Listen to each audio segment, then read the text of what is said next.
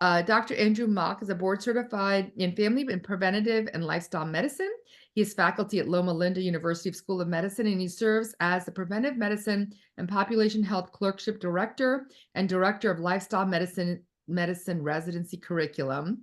His clinical practice is adult primary care with a major emphasis on integrated lifestyle and obesity medicine in an academic setting.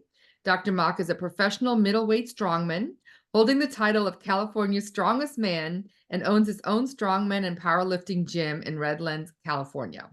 His life goal is to use his personal athletic experience and clinical expertise to improve lifestyle medicine education and to ensure clinicians are appropriately trained to assess activity habits and equip their patients with resources to reduce physical inactivity and promote exercise across the lifespan.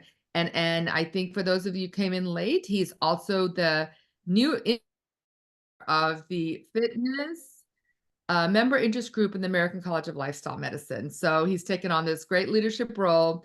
Very excited to hear what Dr. Mock has to say. Thank you so much for joining us.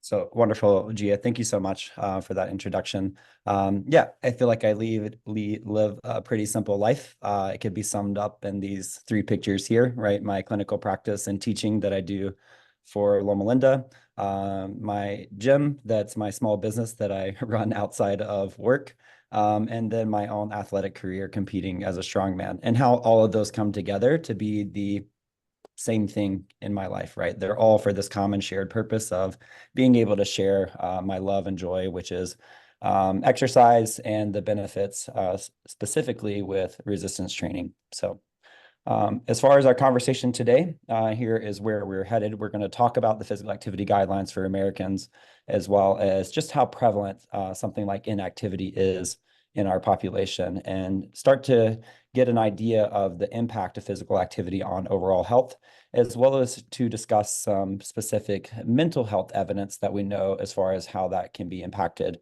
with physical activity. And then we'll actually think about how we can start to write an exercise prescription. What are the components we will need to write that prescription? And then use a model I assume many of you are probably familiar with, called the ESPERT model, where we'll screen what they're currently doing, provide some sort of brief intervention, and then referral to treatment if needed. And so we'll work on developing these strategies for these very important partners that we need in the community to actually implement all of these things. Because I think it's no surprise to any of us that we do not have the time, capability, resources, right, to be doing all of these components ourselves as our patients, physicians. So what are the current recommendations, right? So these are two of the three parts of the exercise guidelines. I left off my very important "and" symbol here. So many people will be able to tell you that there is a recommendation to do at least 150 minutes of moderate intensity cardiovascular activity. You can do a little bit less if you work a little bit harder, to where that you can also do a combination of the two to get about 500 MET minutes per week of that work. Certainly, there's more benefit with doing more. But there's this very important and that and is certainly my life mission. It's that and 2 days per week of muscle strengthening for all major muscle groups at moderate or greater intensity. So while that's one sentence, there is just so much packed into that one sentence, and hopefully I'll be able to convey a little bit about that today. And then the third part that I neglected to list here is in general, right? We should just focus on moving more, right? And reducing inactivity. So that's the third part of this. So I call the resistance training piece the forgot and guideline. So excuse my pun there, but the data supports that. So this is all self-reported data. So there's limitations with that, but from the 2020 CDC data, about half of Americans say that they were meeting physical activity guidelines for aerobic conditioning, and then only about a quarter were doing both aerobic and muscle strengthening, with about a third doing only the muscle strengthening piece. And this is just to kind of highlight that there are unique differences to both, and that the best exercise is going to have a combination of both. So it's less about a conversation of which one is better. It's we should all be doing both when we can, because there's additional mortality benefit from doing both. And so there is a lot of evidence for exercise providing benefit across all ages, right? So even kids, we can see improvement in cognitive function, test scores, bone health, reducing their risk of developing what is contributing to the top 10 causes of death, right? All of our lifestyle associated chronic disease. And, exercise can look very different as a kid, right? So often we're just starting out moving our bodies, learning how to use them, and doing it for fun. So here's my daughter Thea, right, making exercise fun in a way that makes sense to her. So she's Set, go. jumping between the boxes, and that was our race. So she's just gonna jump back and forth, and that's what we decided to do for that day.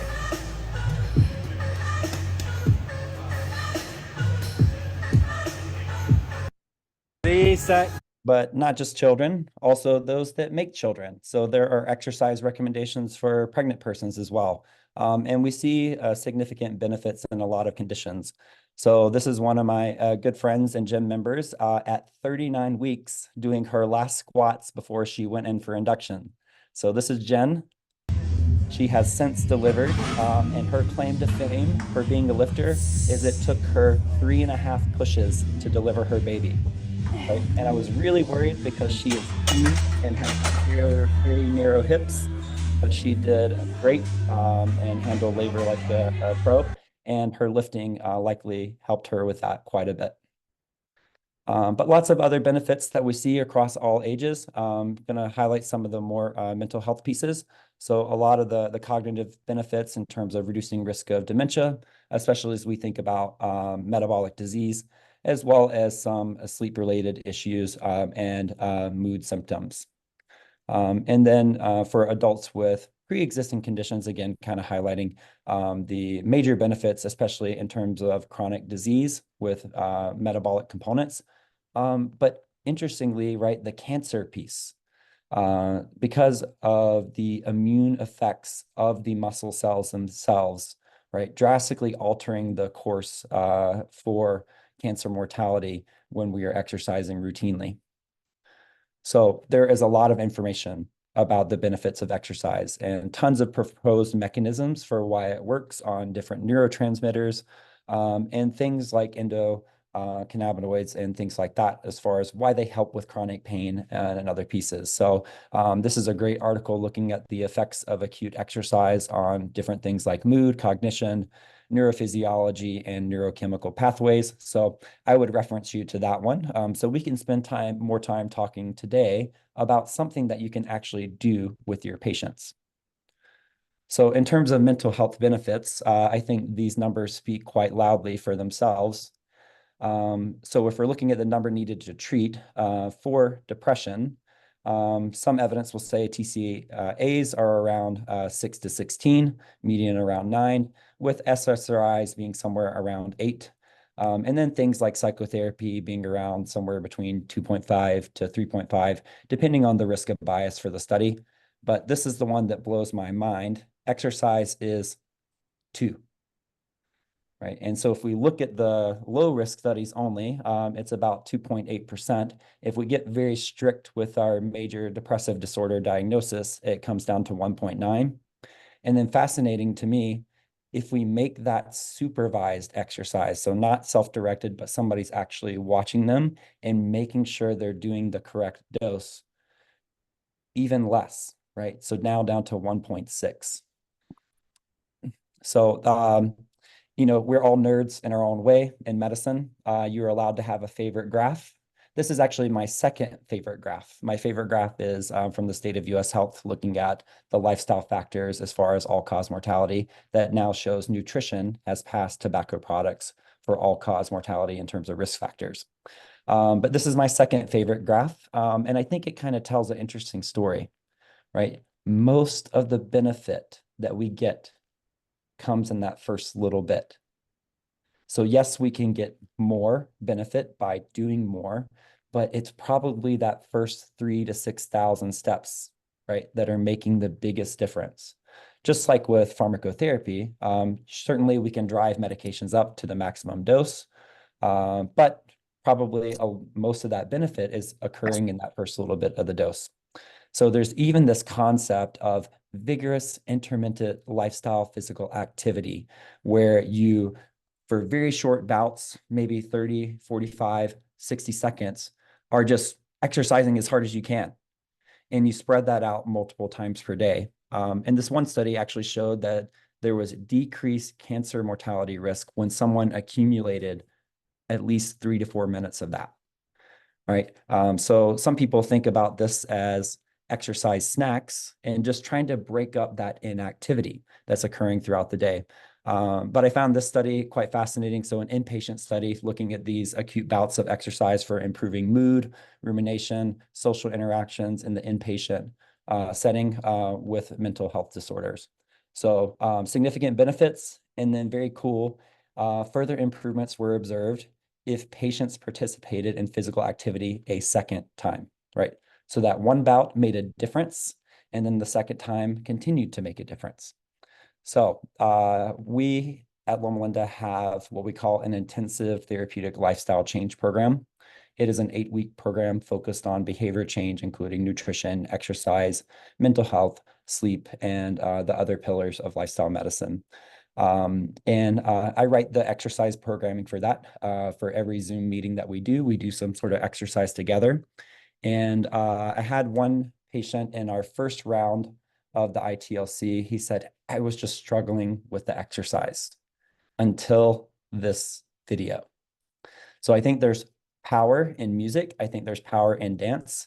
And Chuck actually told me that after he danced with everybody in the group to this video for 1 minute, he then started doing that every single day in the mirror as part of his wake up routine. So I'm going to set a timer for 1 minute. And then Pharrell is going to make sure that we're happy. And we are going to dance as hard as we can for 1 minute. If it makes you feel more comfortable, you're welcome to turn your camera off during this time, but hopefully the video will play for us here.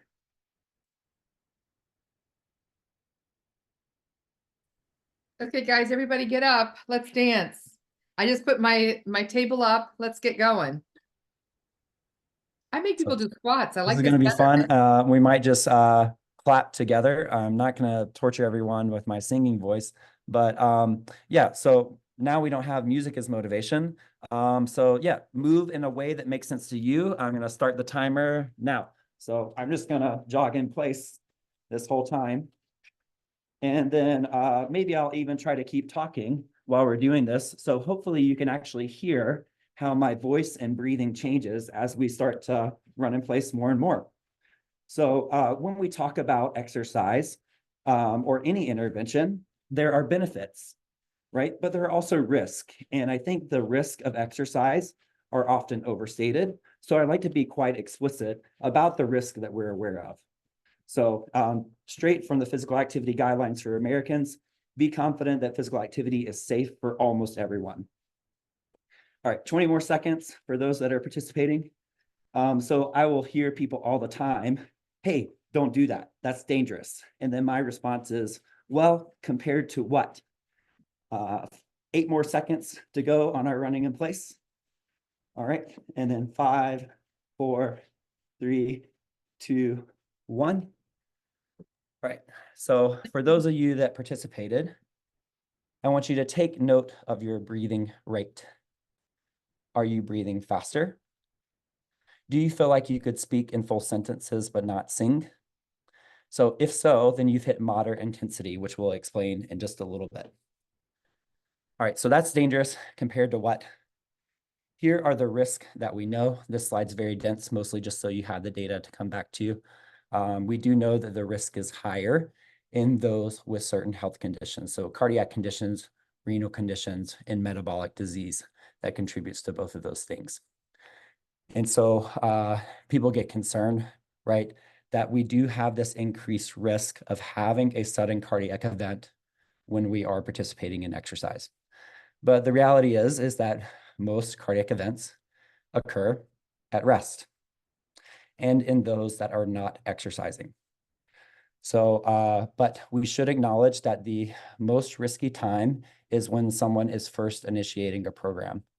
In addition to that cardiac risk, there is the musculoskeletal risk, which is primarily the risk of an acute musculoskeletal injury or exacerbation of chronic pain. So that's dangerous, but compared to what? Here's life, right? Walking to your mailbox, running, gardening, gym training. And this is in terms of injury risk per 1,000 participation hours, right? So you can see sports that people play for their entire life, like soccer and tennis, is higher risk than gym training. And running is similar risk to gym training.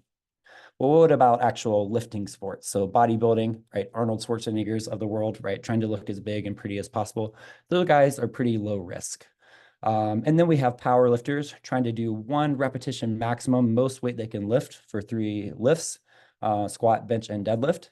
Those guys are on the order of running. And then there's my sport, which adds in some variability and some unstable components, but still we're only the second most dangerous strength sport, which is strongman. So I just pick up rocks and then other odd objects and put them back down, sometimes in a different place than when I picked them up. But let's compare that to college sports, right? You can see much higher risk for team sports, so things like soccer and basketball. So if there's anything that I would hope you take home from today, is not lifting weights is dangerous. We know that there is increased risk of chronic disease. If your child is playing another sport where they are likely to come in contact with another individual at some sort of force, right? One of the best things that you can do to reduce their risk of fracturing their growth plate from a helmet hitting their arm is make sure that they lift weights. And there is a dose-dependent response for that.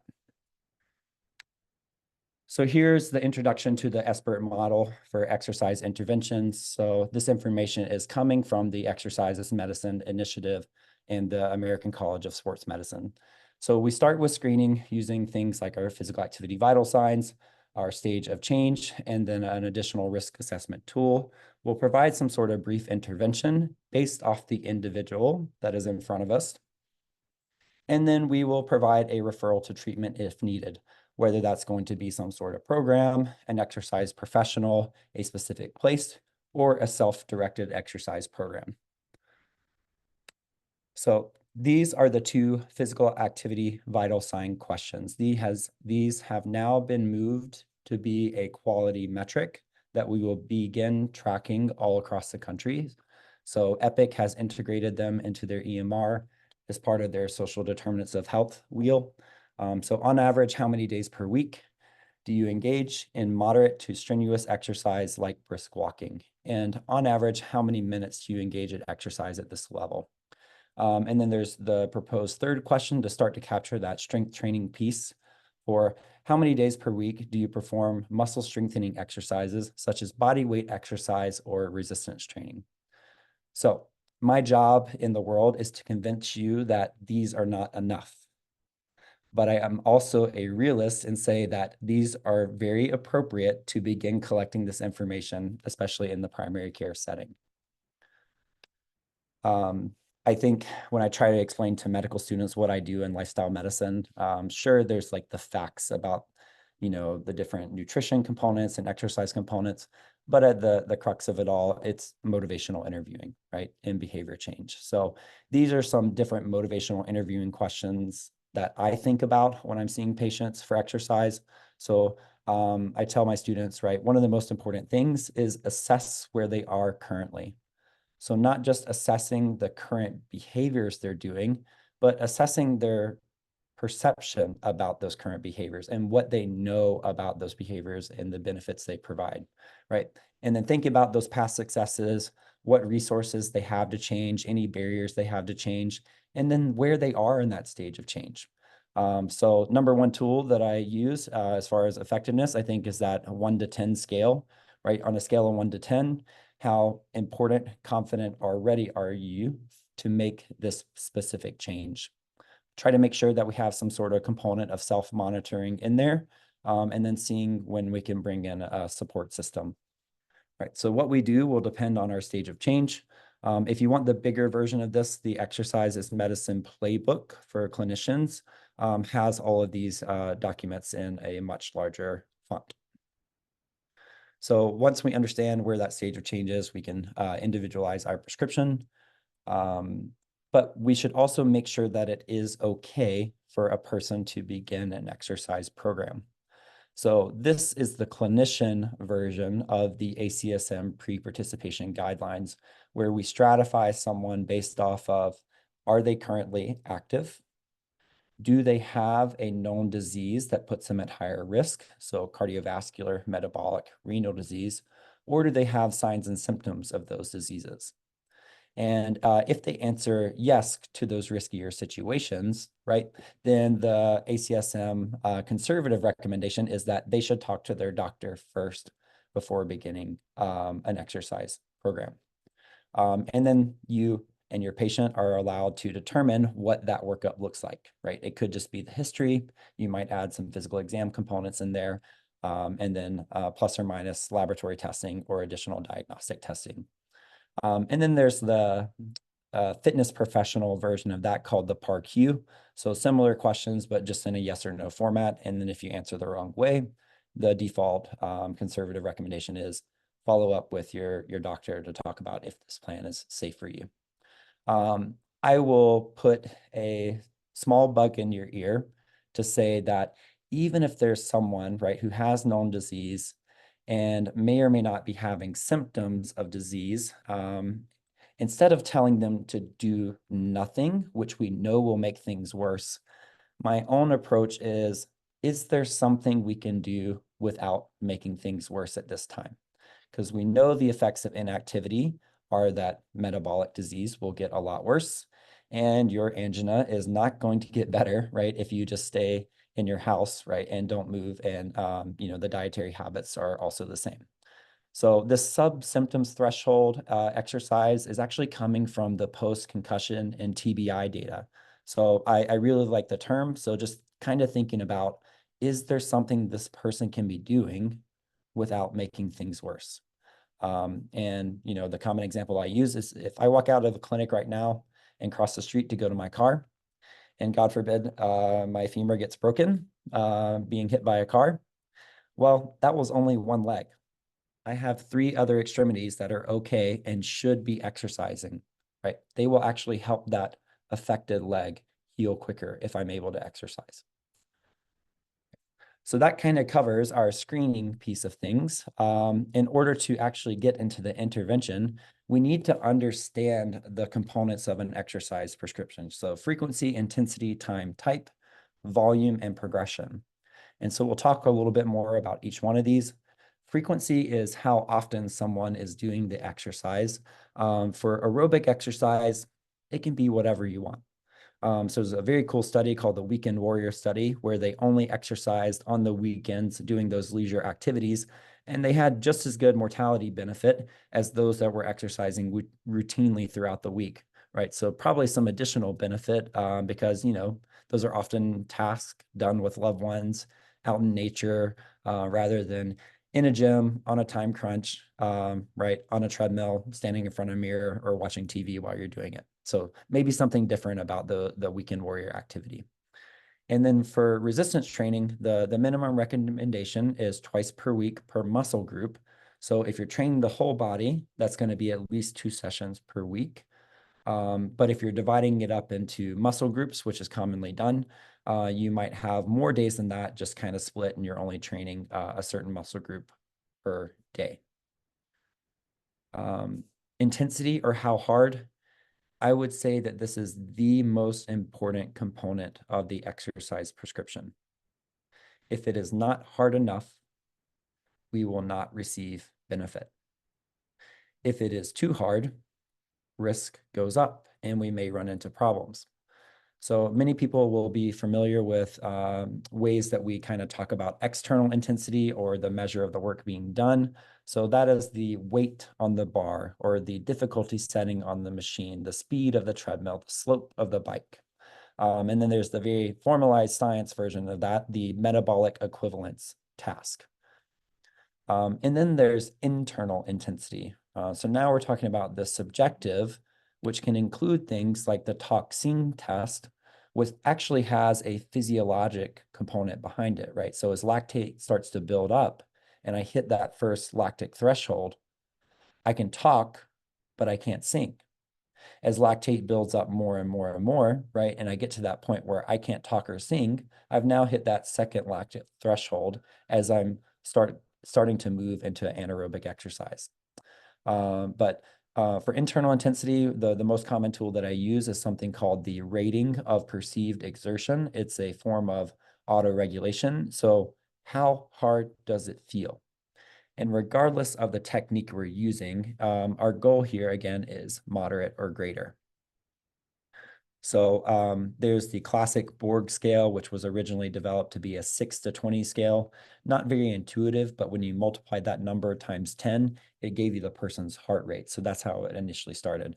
But now we use the 1 to 10 scale, which I like quite a lot because it gives us a different proxy. So on a scale of 1 to 10, 10 being maximum effort, how hard are you working? And if we kind of line that up with our talk sing tests, that moderate range is somewhere between 3 and 7.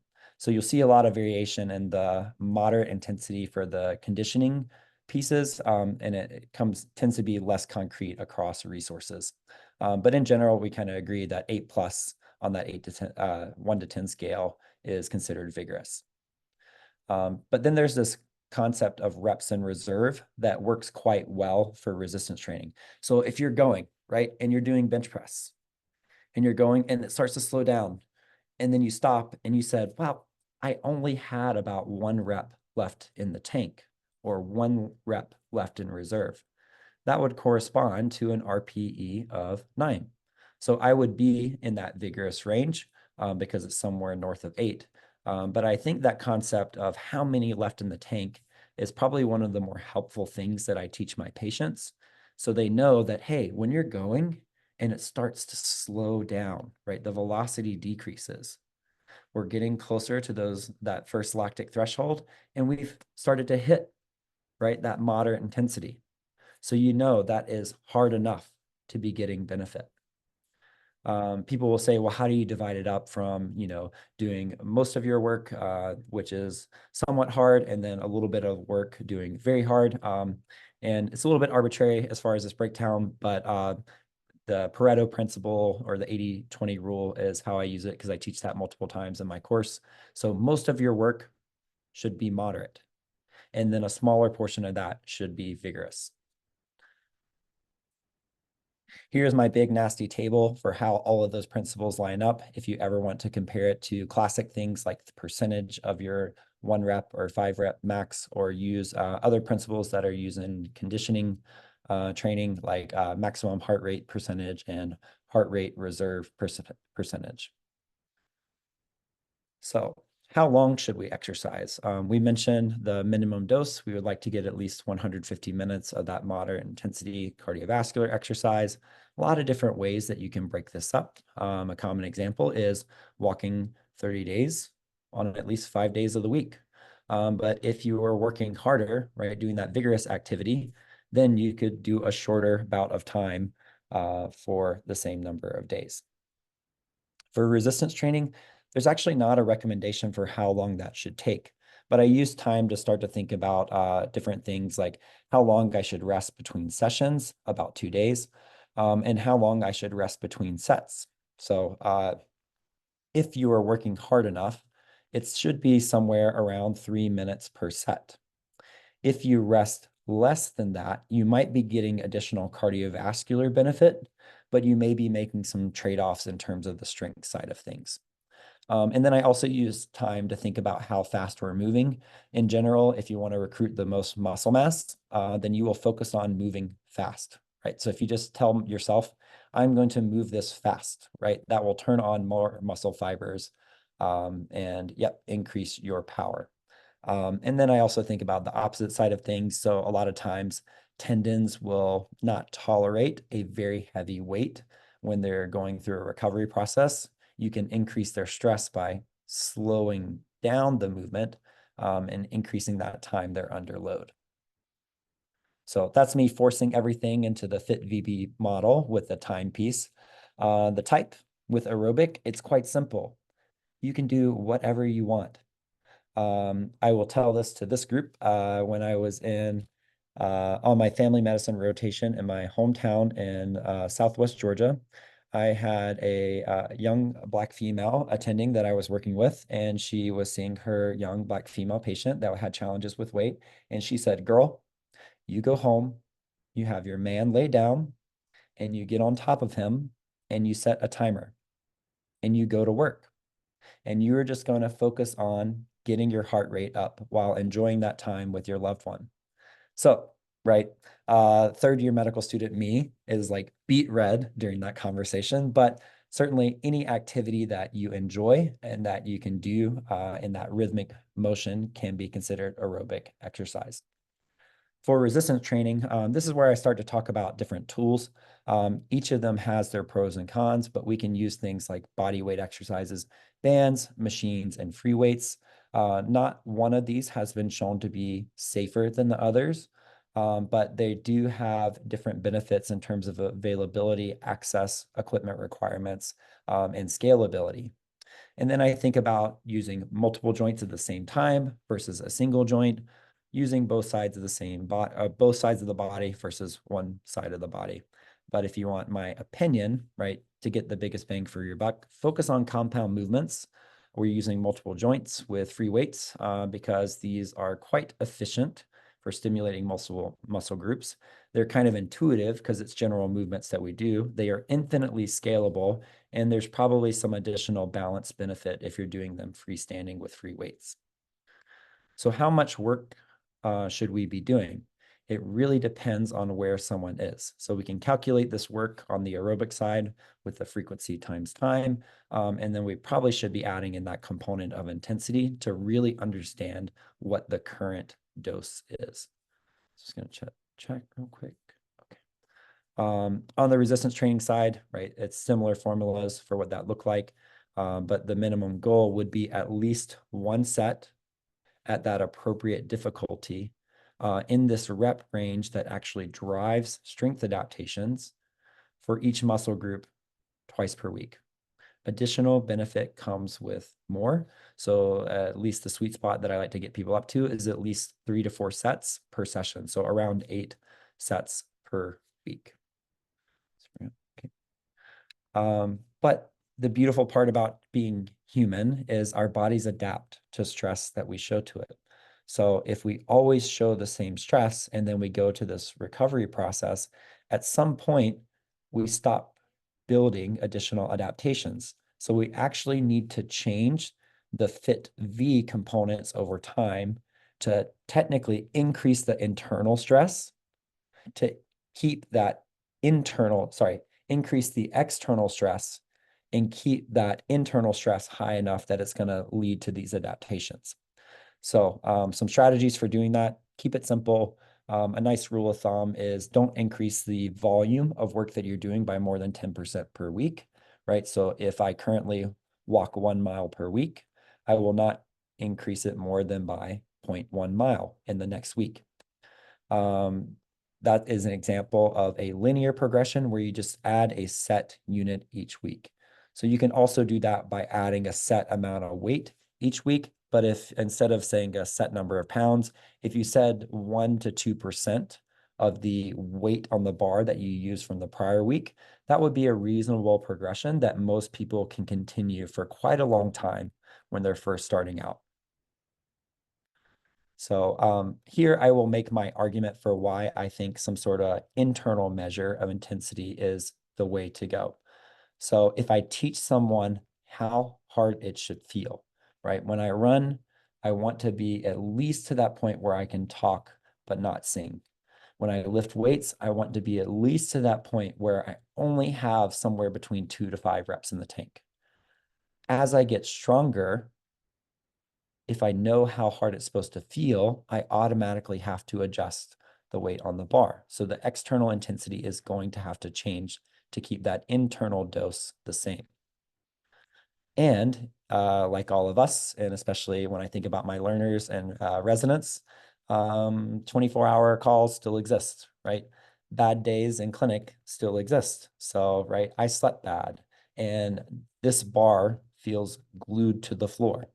right? So if I know how hard it's supposed to feel, right, I can adjust for those not so good days, but I can actually adjust for the good days and say like, hey, feeling great. We're gonna add a little bit more weight to keep it the right internal intensity. So my silly statement is that using auto regulation allows you to adjust the weight on the bar for the weight of life.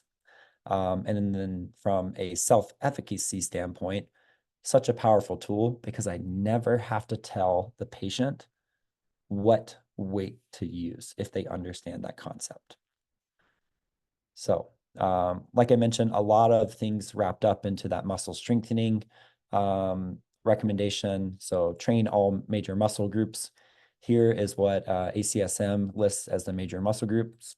I take extreme offense to this because after 20 plus years of being very consistent with this, I don't feel like my calves have grown very much. But so thank genetics for that one, but here we are. I would like to make this a lot simpler.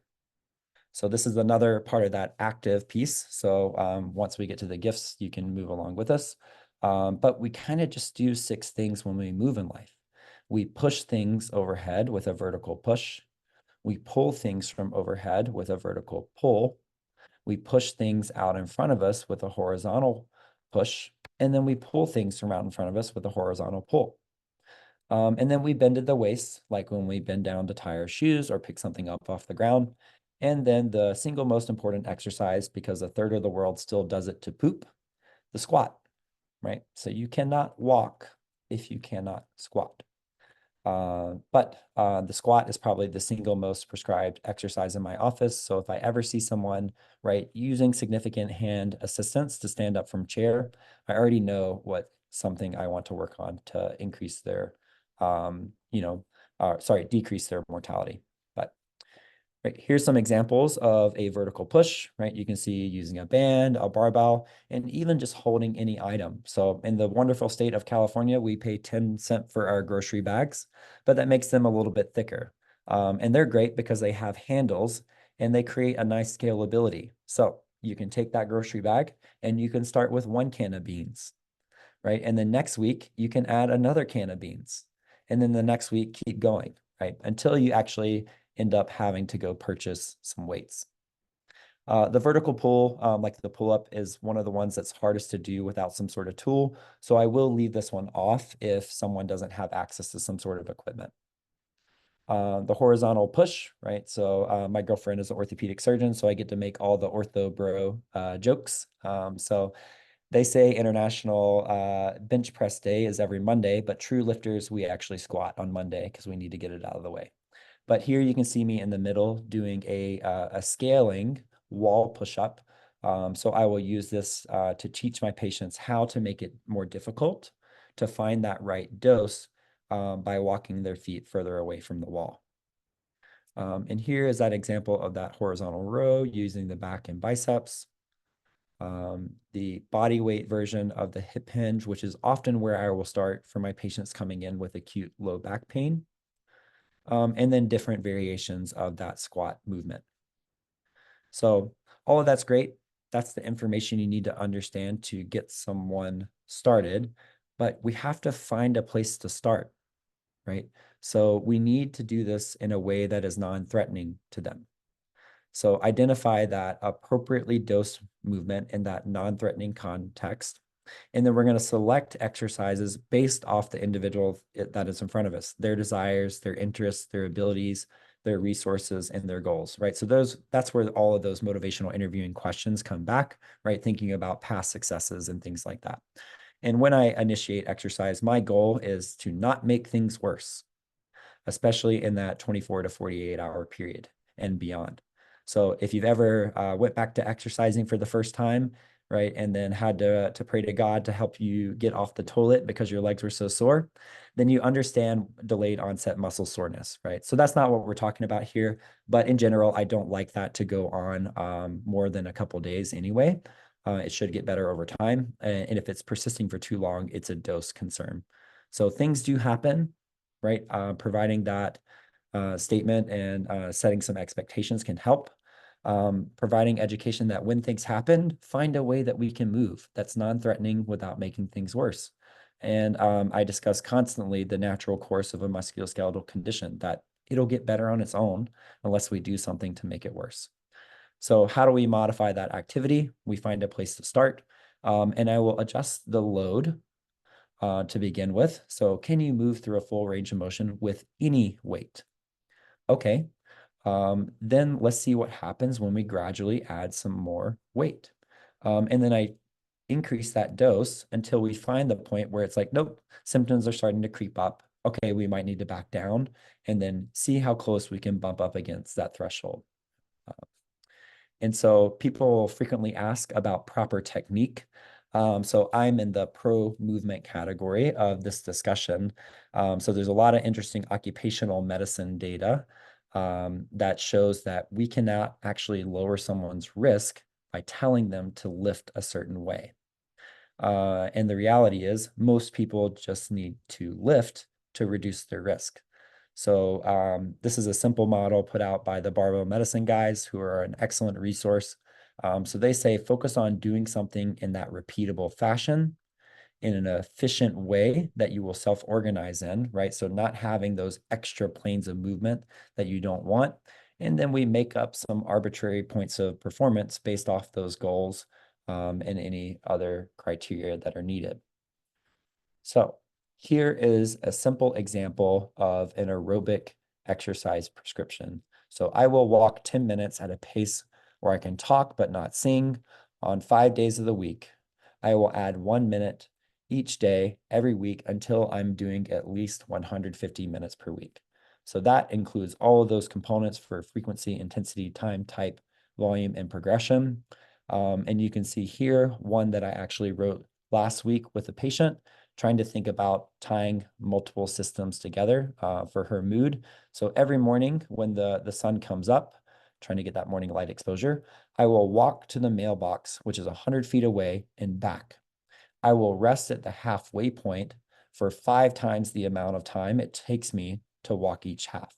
So this was an individual that was severely deconditioned. Her BMI, I think, was 71. And so she's experiencing a lot of joint pain. And I didn't want her to get to that point of no return, right? I wanted her to work up to it's a little bit hard, but not so hard that she's done for the rest of the day. So she will actually auto-regulate and stop for the day when she's having trouble catching her breath with that same rest interval. And then the goal will be to increase by a little bit more each week. For time's sake, this bottom one is actually one of my favorite ones to tell. So I love to attach a behavior that someone wants to change to something that they're already doing really well. So this patient is really good at taking care of his tropical fish. He has these massive, massive 100-something gallon tanks that he will change over the entire water volume every day when the fish are sick. So every day after changing the water in my fish tanks, I will refill the 5-gallon buckets and perform 3 sets of 12 for each movement. Sumo squats and side handle deadlifts, right? Because he really wanted to focus on getting his legs stronger and reducing his risk of falling. The most fun part about that story is like, well, yeah, the buckets actually have become too light and I had to go purchase some weights. So I will take that victory. These are just some templates that I frequently use in clinic. So identify which versions of each one of those 6 compound movements someone can do. I start them out at a set amount of work, and then I gradually increase that volume of work in the initial period. And then once they get up to around that 3 to 4 sets per movement on 2 days per week, then I start to change and add in some variation, because that additional variation will create additional adaptations. So, but that intensity is internal and is constant.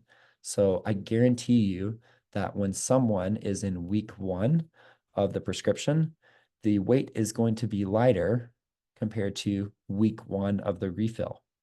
So they've made all those neuromuscular adaptations during that initial period and learned how to use their current muscle and nerve mass better. And the extra coordination means that almost always that weight on the bar will have to be higher. So that external load goes up to keep the internal load the same. And then here's how I kind of structure my advanced prescriptions. So for some of the athletes that I coach, it's relatively straightforward. So for strength purposes, which is a lot of the people that I see and where the mortality benefit is, I pick a main movement based off, right, their goals, desires, and abilities. And then I pick a secondary movement that looks a little bit similar to that, but it's different enough that it's a different adaptation. And then I have tertiary movements, which are often those isolation or single joint exercises that we'll add in there. So I tend to train the primary movement very heavy, the secondary movement at lighter loads, and then the tertiary movements at even lighter loads and higher rep ranges, all to try to get as many adaptations as I can as possible. Um, well, how can we improve our success? So having individualized prescription is the most important thing. It's also the thing that makes this the hardest to do. Frequent follow-up has been shown to be quite helpful in behavior change, setting small goals, right, and building on that success, improving that self-efficacy. So asking my patients, how will you know that you're successful between now and the next time I see you? So trying to get at that, some sort of system of self-monitoring, certainly doing things with friends and family or a community is why things like CrossFit are incredibly successful, right? It's almost a cult at that point. And then adding in variety to reduce burnout and get additional adaptations. And then coming up with a plan B. So something happens, what are we going to do when something happens with that contingency management? And absolutely, right? We don't need to use only one tool in the toolbox, right?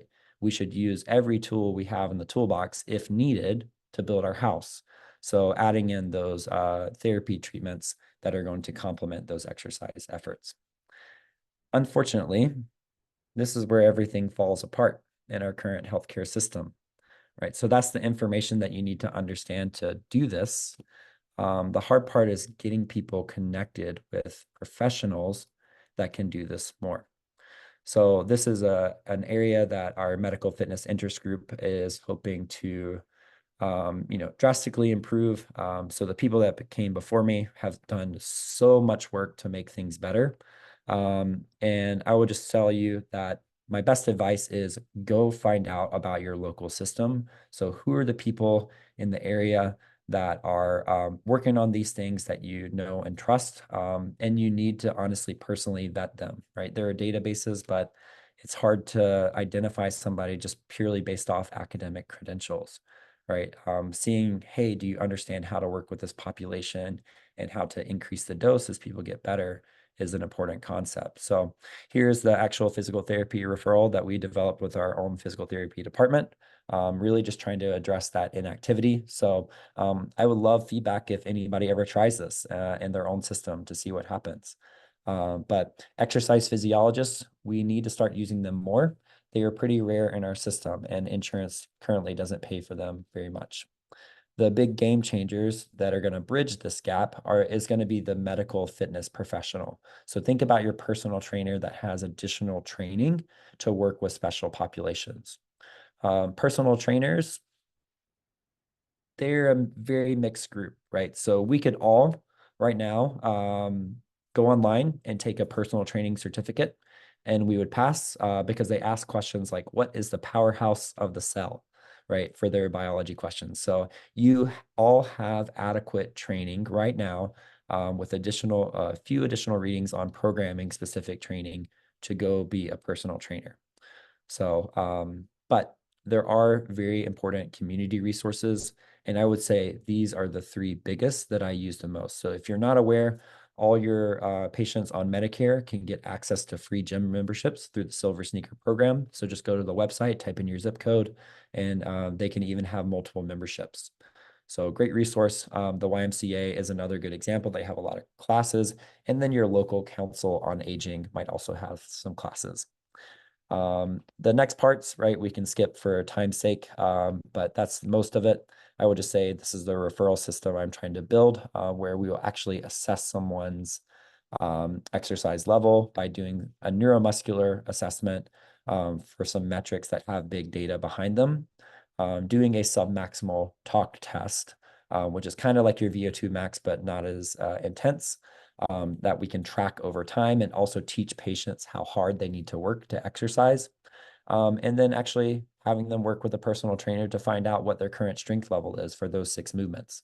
It also gives them the opportunity to be taught during that time. So I mentioned that I thought those 3 questions were inadequate.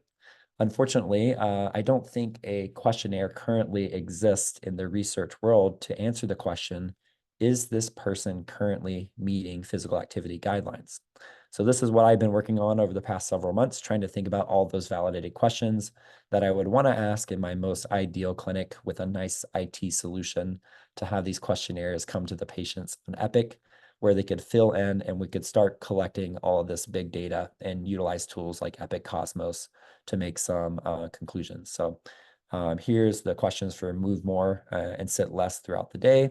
There's the cardiovascular questions, but we probably want to add in some stratification for those. How much is the dose at higher intensities?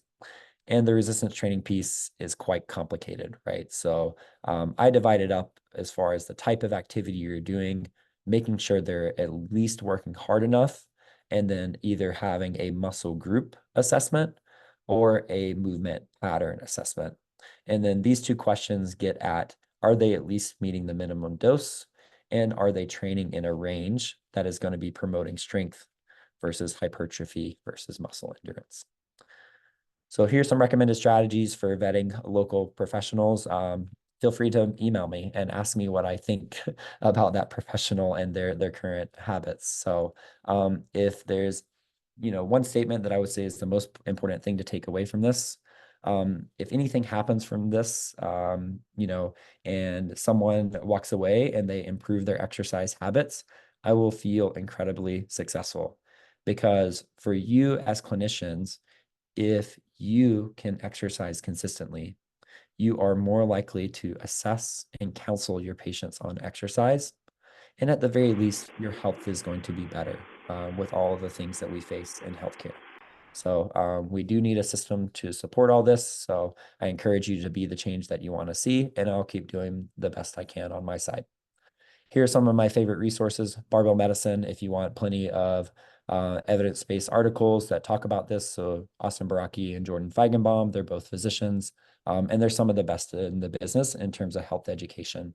The Medical Fitness Institute is actually put out by Jeff Young, who is the founder of the Medicine and Fitness MIG for American College of Lifestyle Medicine. So him and John Bonnet wrote the Medical Fitness Bible.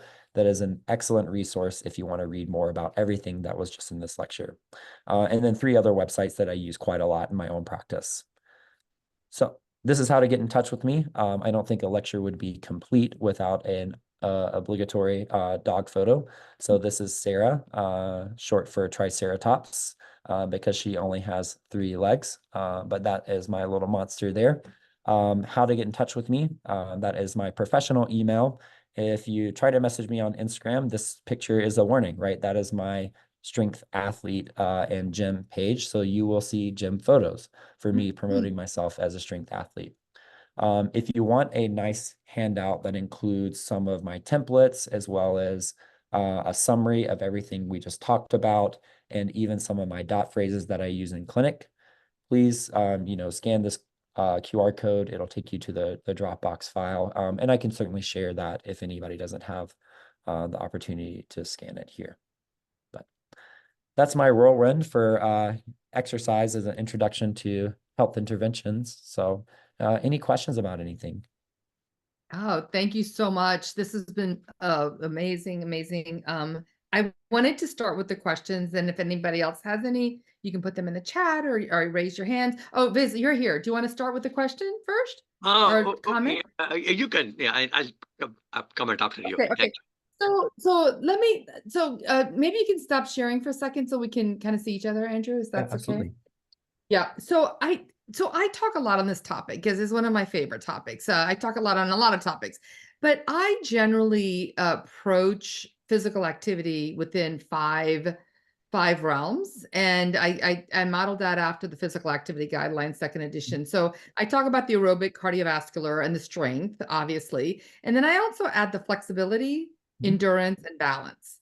So Yes. I kind of say that there are 5 buckets and we are incomplete unless we address the 5 buckets. Could you speak to that a little bit and how you incorporate all 5 elements into Yeah, your absolutely. So yeah, and I should have included the American College of Lifestyle Medicine Physical Activity Pyramid, which will have the kind of sit less, move more, the leisure activity, right, as the base, right? And then the next level up is going to be the 2 guidelines where we have the most evidence, right? The conditioning and the muscle strengthening.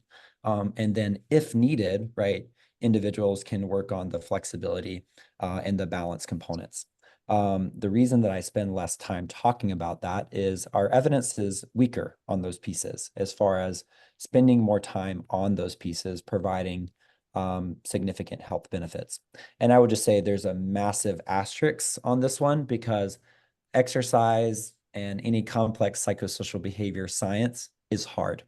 So that's one of my big reasons behind designing those questions is like, it's hard to compare study to study because I can't tell if someone's even doing the right dose.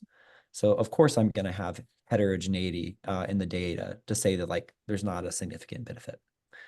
To come back to the flexibility and balance component, one of the beauties of doing resistance training through a full range of motion is that it provides both that balance and flexibility benefit. So resistance training through a full range of motion increases range of motion just as good with providing additional benefits as static stretching. So my warm up for the day is do whatever I'm going to do, but at a lighter intensity. So if I'm going to squat 315, I will start with just the bar and I will work through that full range of motion, right? And then I will gradually add more weight and it becomes even easier to move through a larger range of motion.